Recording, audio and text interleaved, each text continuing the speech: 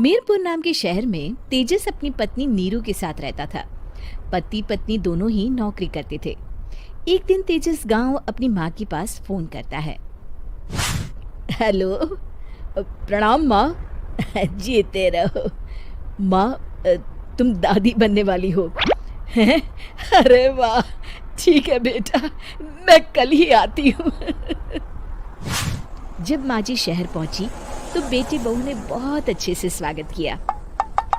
लीजिए माँ जी, चाय। अरे गर्मा गर्म पकोड़े ले आओ माँ के लिए। नीरू रसोई में गई और 2 मिनट में ही पकोड़े ले आई। जी ये लीजिए। बहू जादू से बनाए हैं क्या? अभी तो रसोई में गई थी। यम्मी।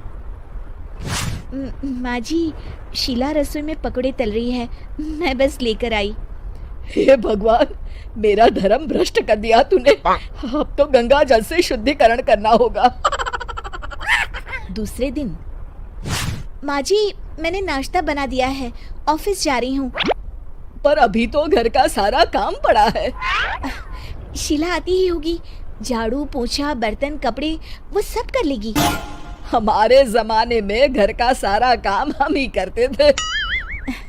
जी माँ जी, आप बहुत होशियार हैं, मैं घर ऑफिस दोनों नहीं संभाल पाती। तो जरूरत क्या है घर से बाहर जाकर चाकरी करने की? वैसे भी घर का काम खुद करने से घर में बरकत आती है, समझी? पर माँ जी। पर वर कुछ नहीं, इस महीने की पगार मिले फिर ऑफिस बंद। हाँ। रात को नीरू तेजस से कहती है, सुनिए जी, माँ जी बोल रही थी कि मैं नौकरी छोड़ दूं। वैसे ठीक ही तो है, अभी तुम्हें आराम की जरूरत है। फिर भी आराम कहाँ, शीला को छुड़ाने के लिए बोल रही थी। तो अब 24 घंटे में इतना काम तो कर ही सकती हो। पर जॉब पसंद है मुझे, घर पर मन नहीं लगेगा।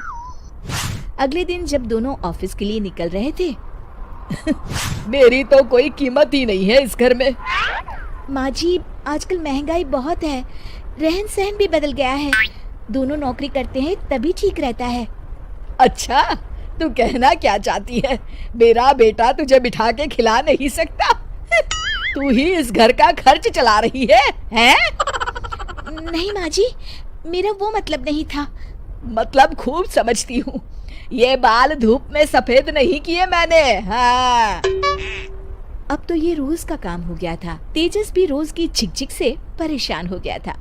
एक दिन उसने कहा, नीरू, वैसे भी तुम्हें मैटरनिटी लीव मिलने वाली है, तो अभी से ही छुट्टी ले लो।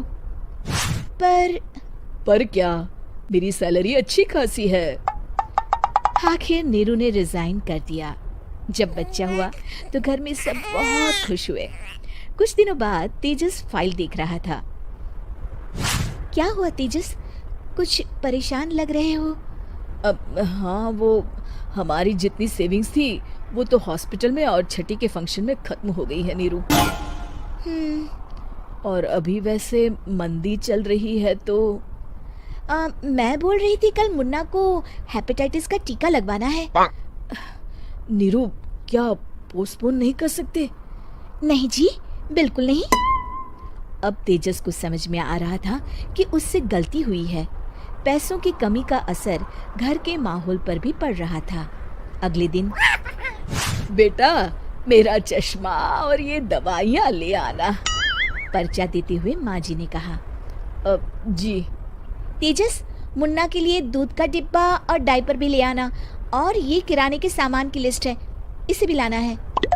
तेजस गुस्से में लिस्ट मरोड़ कर फेंकता है और चिल्लाता है, पैसे क्या पेड़ पर उगते हैं?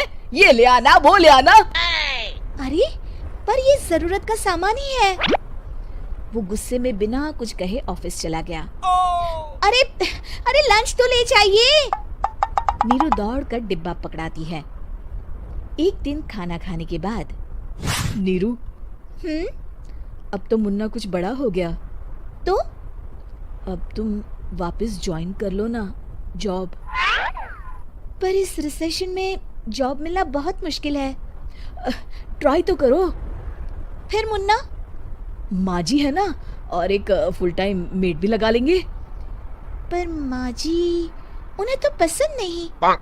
तभी माँ जी वहाँ आ जाती है और प्यार से नीरू के सर पर हाथ फेरते हुए बोलती है, अब मेरी समझ में आ गया बहू, पहले के और अब के समय में अंतर है। तुम काम शुरू करो, मुन्ना की जिम्मेदारी मेरी। मेरी प्यारी माँ जी। ये कहकर नीरू उनके गले लग गई। शिक्षा, परिवर्तन संसार का नियम है, हमें भी समय के साथ चलना चाहिए। उम्मीद है कि आपको हमारी ये कहानी पसंद आई होगी। कृपया हमारे चैनल को सब्सक्राइब करें और सभी अपडेट्स के लिए बेल आइकन जरूर क्लिक करें। और हाँ, वीडियो लाइक और शेयर करना मत भूलिएगा। Bye bye.